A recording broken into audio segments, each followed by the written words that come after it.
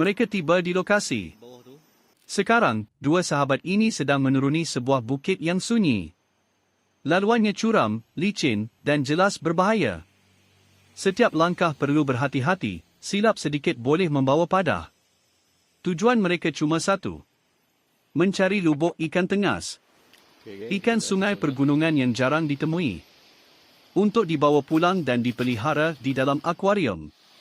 Akhirnya, mereka tiba di satu kawasan tersorok. Tersembunyi dari laluan manusia. Hanya bunyi air mengalir dan alam yang berbicara. Lihatlah. Betapa indahnya pemandangan di bawah ini. Airnya jernih, berbatu, sejuk menyentuh mata. Inilah habitat semula jadi sang tengas. Namun perjalanan belum berakhir. Mereka bergerak lagi ke bawah. Menuju satu spot yang lebih selesa. Tempat di mana harapan bertemu kesabaran. Di sinilah mereka berhenti. Melepaskan tali. Menahan nafas. Dan menunggu. Sama ada lubuk ini benar-benar menyimpan rahsia sang tengas. Mereka mula mencuba nasib.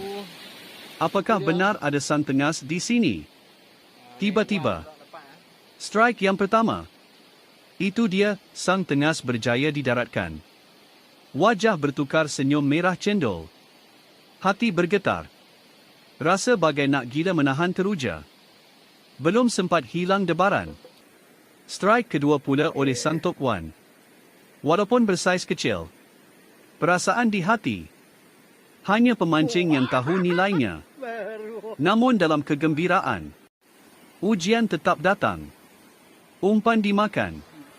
Ikan melawan. Dan sekelip mata. Terlucut di bibir batu. Sunyi seketika. Betapa hampanya hati.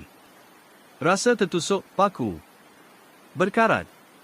Tapi skim memancing. Antara senyum dan kecewa. Antara rezeki dan pengajaran. Lubuk ini masih bernafas. Dan mereka belum mengalah. Setelah berjam-jam membangau. Air tetap mengalir. Namun joran semakin sunyi. Akhirnya mereka bercadang untuk pulang. Umpan sudah habis.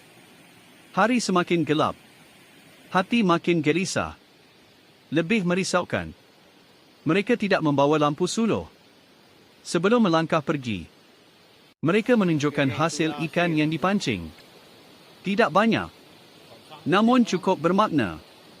Wajah mereka tersenyum sampai ke telinga. Kaki sedikit bergetar.